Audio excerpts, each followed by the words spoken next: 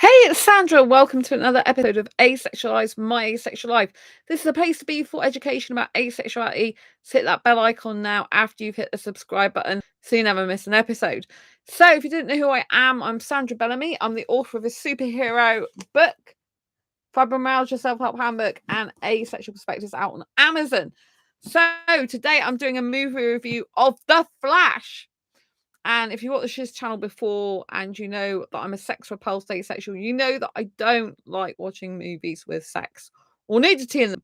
So I have to warn you, this movie does have nudity in it. And I am going to do spoilers. So if you don't want this movie at the cinema right now as I'm recording this spoiled for you, then don't watch any more of this video, this live stream until after you've seen the movie. If you love spoilers and you can't wait to know what happens in The Flash, then here is the lowdown. So, first of all, I just said there's nudity in the movie, and it's the Flash himself that's naked, not a woman, which makes a change. In terms of equality, I always think I was going to say this is much better. You don't really get to see his dangly bit. I'm not bothered about seeing his dangly bit. It's not what I'm about. I'm really not interested in that. But I think in terms of like a woman showing pretty much the majority of her bits, then it should be equal in terms of a man doing that back, to be perfectly honest with you. I don't think there should be women's bodies shown on full display and men not doing the same. That being said, like I said, I don't like nudity. So, and was quite taken aback that he was even naked in it in part way through the movie. So The Flash, what happens? It's labeled as action adventure, but it's a superhero movie, and so it's got quite a lot of superhero characters in. What I loved about this movie is they brought a lot of old characters back because it's one of those that has a multiverse story element to it. So The Flash has his powers, and he is thinking back to the time when his mother died, and his dad is about to be convicted of her murder. So the CCTV footage shows a guy wearing a cap in a shop, about to reach for a tin of food, gets a tin of food, but you can't see his face. And this is the Flash's dad.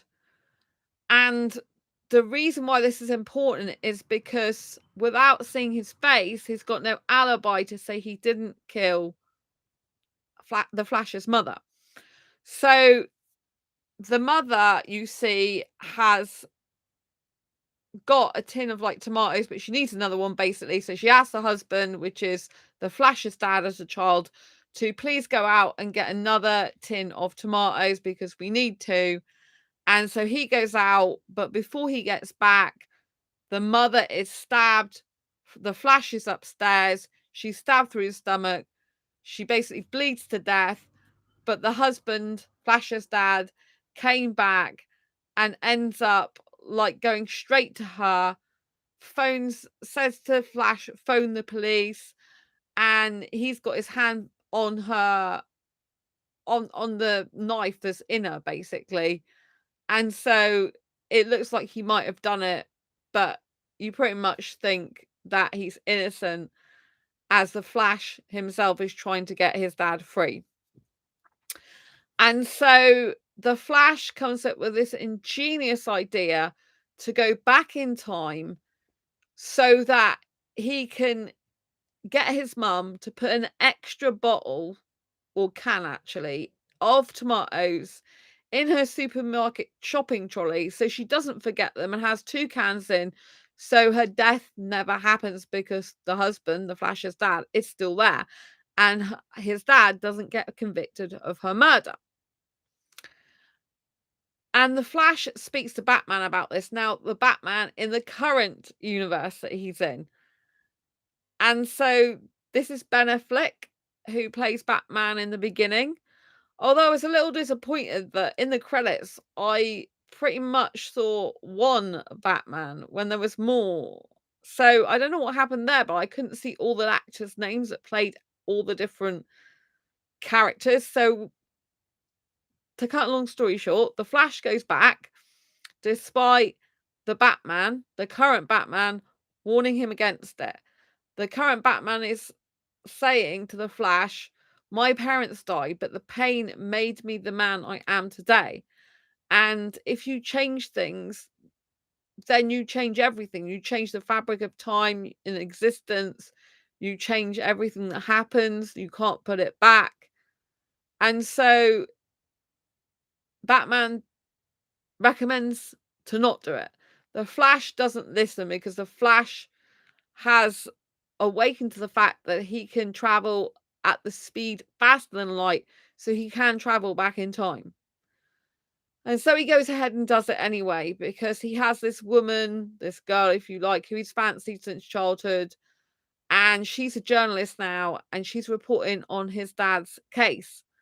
And she comes over to talk to him.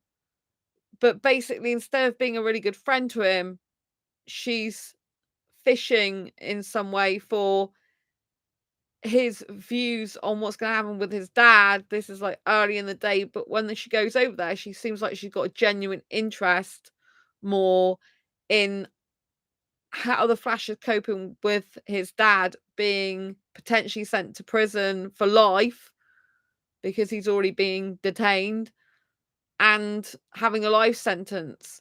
So she's a bit more interested in that rather than for her own selfish means, but you get the impression that she's really looking for a story. And so anyway, through talking to her, the Flash discovers this ingenious idea that it's the right thing to do for him to go back in time. So he goes back in time to when his mum was in the supermarket and he puts the tin of tomatoes in her shopping basket. So shopping trolley, if you want to call it that. So she has two. And this does stop her from dying. But he goes back with his mum. He doesn't go back with the mother then. He turns up at the mother's and dad's home. And he's meant to be in his 30s now. But he doesn't realise that the Flash, when he was young, 18, is in that house. He's still in this universe. He hasn't swapped places with him. He's actually coming up against himself, if you like. So when he gets into the bedroom, then all of a sudden this younger version comes in of the Flash, and that's the story that sets the whole rest of the movie off, basically. And so the Flash, who's the 18-year-old, is having longer hair and he never stops talking and he's really excitable and he just likes the Flash's powers. So at 18, he doesn't have these powers. And the Flash realizes that the night that he came back to is actually the night that he got his powers. So he has to take his 18-year-old version of himself to the place where he was electrocuted by lightning and make that happen to the younger version of him again. So the lightning goes through the current 30-something-year-old Flash through to the past multiverse Flash that this multiverse is actually now to his 18-year-old self, and it gives the 18-year-old Flash his powers, but he loses the powers and becomes human. And he can't get back to his original time. And what's happened is, as he's gone through the fabric of the earth, he's messed up time, and General Zod has come back for the annihilation of the whole humankind. He wants to kill everyone on the planet, basically, blow it all up. And so he becomes the ruler of anyone that's left and the world. And it's really interesting because they've got a cameo appearance from the old Superman. And they've got different variations of Superman. They've got a Nicolas Cage Superman. And I'm like, where did that come from? I don't ever remember Nicolas Cage being Superman. So it shows all these like different Supermans. And he doesn't know what to do because he can't actually find Superman in this reality that he has landed in. He can't find the superhero that's needed to kill General Zod. And he embarks on a journey with his 18-year-old self and with the current Batman, which I think was played by Michael Keaton instead of Ben Affleck. And this guy is an old Batman. He's got grey hair. He looks really shabby. He couldn't care less about what's happening in the world. He's really depressed and fed up. And the younger version is with the older version of Flash, and they both go together, and the older Flash has to convince this older Batman to please come and help us save the world, because the older Flash doesn't have his powers anymore. The younger Flash doesn't really know what he's doing with the powers. He's like using them in the wrong way. He's being over energetic, nearly burns himself, which is why he ends up naked, because he has to strip all his clothes off because his clothes are caught alight. Because he's not used to the lightning speed and it coming out of him, basically. So this is a very interesting concept. I like the fact there was two Flashes. I thought that's quite ingenious. They really did look like they were filling the same space with each other. They really did look like the same but different. And I thought it went really well. I really liked the scenes with them both in it, both versions of the Flash played by the same character. I thought it was ingenious, so I did enjoy that a lot. And, you know, I love the fact there's the usual superhero movie stuff in there, like the chasers, the blowing up of cars, all different types of superheroes coming back in from the past and the multiverse theory universe. And so in the end, the old Batman does agree to help the Flash, and they go to find what they think is Superman, Kal-El, but it isn't. They get his cousin instead, who's basically like Supergirl. And so the old Batman, who then shaves his grey hair off and becomes, he's still older, but he's better like that, helps the two Flashes with the Supergirl cousin to defeat Zod. And this leads to a series of wars and fights and battles. But in the end, Zod wins, which doesn't sound good. Zod basically kills Superman's cousin off. So he wins in this. And there's a twist. And the twist is that the young Flash, who actually has the powers, ends up becoming a lot more obsessed with the powers. The older Flash needs to get his powers back. So General Zod does end up killing Superman's cousin, but before that happens, the cousin enables the older Flash to get his powers back, so he can then go back to the future present day and undo the wrong he did by taking the tomato can out of his mum's shopping trolley. So in effect, she dies because he realizes that however much he wished to save his mum, he can't save her. And what's really creepy at the end is they become a future self of the Flash, which is old, wizened, tired, fed up, and looks like his face is made of ash.